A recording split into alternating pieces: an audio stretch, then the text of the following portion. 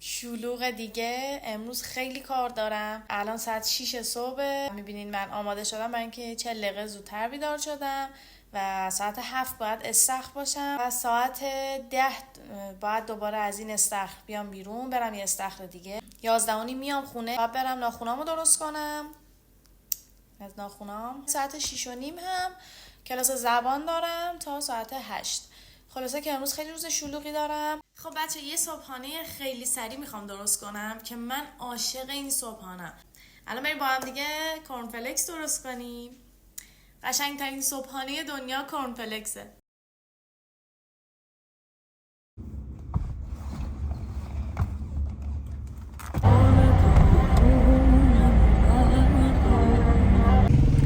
سلام دوباره. من همین الان از استخر اومدم بیرون. الان ساعت 12 دارم میرم خونه. ساعت 1 وقت ناخون دارم. سلام. خب داریم میریم ناخونامون رو درست کنیم. الان این شکلیه و بریم بعدش ببینیم چه شکلی میشه. خیلی دلم میخواد این دفعه آبی بزنم. سرمه‌ای، آبی کربنی، اینا رو دوست دارم بزنم. بریم دیگه. رسیدیم. وای بچه‌ها جوشای منو نگاه نکنید. خیلی سعی کردم بپوشونمش ولی نمیشه واقعا.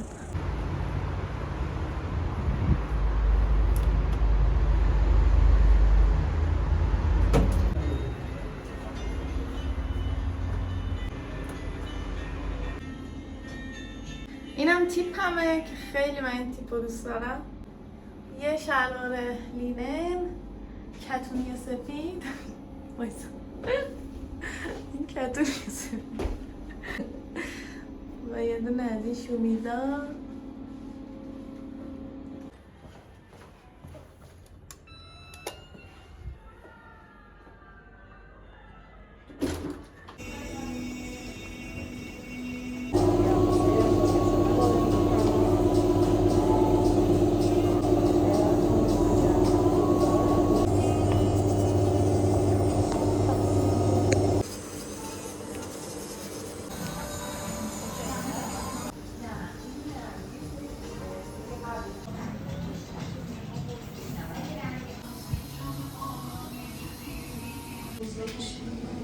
کارت به کارت میتونم بکنم. لاکم عوض کردم.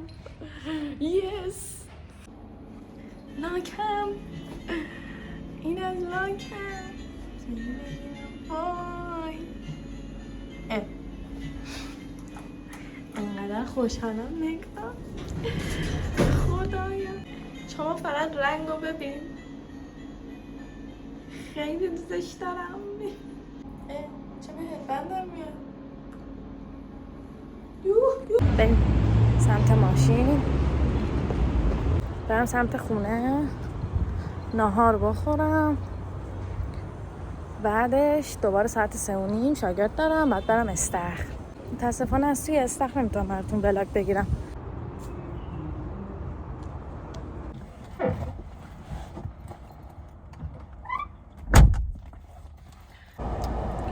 منم که همیشه درگیرم با این شال. خیلی دلم میخواد هموس درست کنم. من که تا حالا درست نکردم ولی یه دستور ساده، یعنی خیلی آسونه دستورش، دیشب نوشتم. میخوام برم که طبق اون درستش کنم. خودم گذاشتم از دیشب خیس خورده و اینکه اصلا برنامه می بود که امروز هموس درست کنم. امروز به همه کارام رسیدم و خیلی خوشحالم که تونستم همه برنامه‌هامو انجام بدم. تابستونا چون پیک کاریمه توی استخر و خیلی شلوغم. هی فکر کنین من هی باید برم توی استخر تو آب، هی بیام بیرون، دوباره برم تو استخر، دوباره بیام بیرون. من کلا زبان خوندن خیلی سختمه. اونم دلیل داره به خاطر اینکه من خیلی معلم عوض کردم، خیلی آموزشگاه عوض کردم. معلم خصوصی داشتم، نمیدونم آموزشگاه ایران مهر بودم، آموزشگاه جهاد بودم. الان بعد از همه اینا من دارم کانون درس میخونم. به 2 دلیل دارم کانون درس میخونم. کلاسای آنلاین داره و 8 تا 10 شبم داره کلاس که تایم من میخوره. پیشنهادی که به همه میتونم بدم واقعا پیشنهاده، از سن کم زبانو شروع کنید. یعنی اصلا نذارید برسید به سن من، مگه اینکه آیلتس بگیرید که من الان شرایط آیلتس خوندن رو ندارم واقعا. اولی که فعلا قصد مهاجرت ندارم، من الان تمرکزم روی چیزای دیگه است، برای همین با یه دست دارم چند تا هندونه برمیدارم و این برام خیلی سخت و سنگینه. خاطر همین پیشنهاد میکنم که از سنای کم تا جایی که میتونید شروع کنید. یه سری کلاس ها رو رفتن، یه سری سازها رو رفتن، همین دیگه. بریم برسیم به خونه و یه چیزی بخوریم که خیلی گرسنمه. دیگه حالا هی ناخونامو بهتون نشون میدم. ناهارم کوکوی سیب زمینی داریم، بعدش بریم استخر و دوباره خونه. من تازه رسیدم خونه، میخوایم با هم دیگه هموس درست کنیم. نخودا رو از شب قبل گذاشتم خیس خورده، تقریبا 12 ساعت. هر 6 ساعت یه بارم آبش رو خالی کردم، دوباره آب جدید ریختم داخلش و الان میخوام پوستای نخود رو جدا کنم ازش. توی یوتیوب دیدم که میگن وقتی که پوستاشو جدا میکنی بافت هموس خیلی لطیفتر میشه. الان میخوام اون کار رو انجام بدم.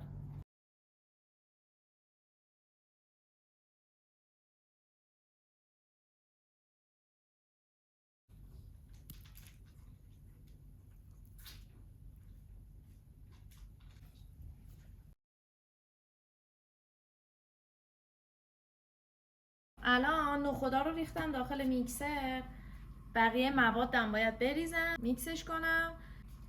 اینقدر ریختم این ور اون ورش مجبور شدم ظرف بذارم زیرش. خب اینم 4 تا قاشق غذاخوری ارده میریزیم، 3 تا هم قاشق غذاخوری روغن زیتون میریزیم. یه حبه سیرم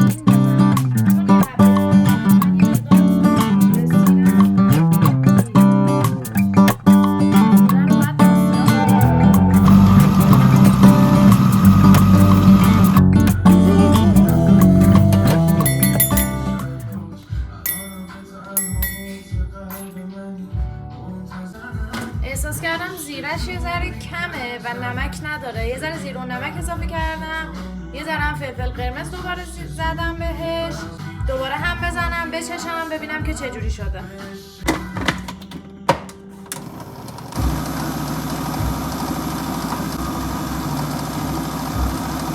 الان میخوام نونا رو اینجوری مثلثی برش بدم، بذارم توی فرن مثل این رستوران ها میشه دیگه، قشنگ بین این کافه رستوران هاست.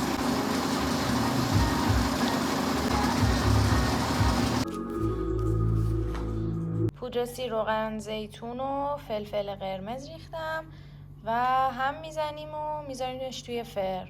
از نونا که بره توی فرن 20 دقیقه.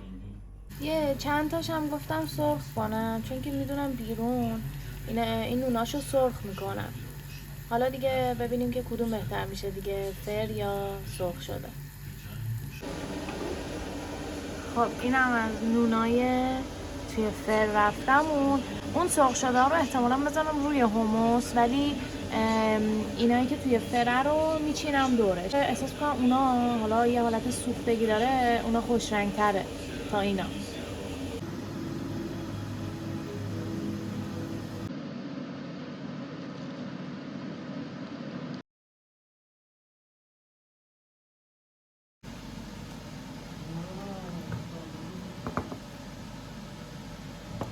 خب این نوناییه که توی فر پختم اینجوری شده، این هم همینجوری ها سفته. این نوناییه که توی فر درست شده، خب روغن نداره و همون قدم خوش شده ها، یعنی خیلی تغییری نداره با این یکی ها. اینا هم نوناییه که توی روغن سرخ شده، قطعا نونایی که توی فر بوده سالم تره. حالا ببینیم مزه کدومش بهتر میشه با هموس.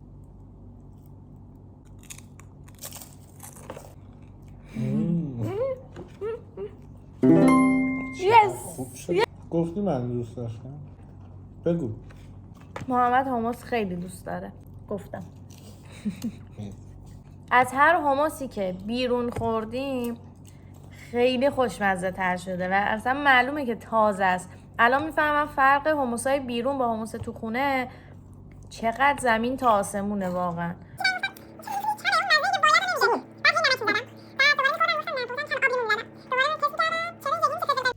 که شب خیلی خوبی داشته باشین. شبتون بخیر.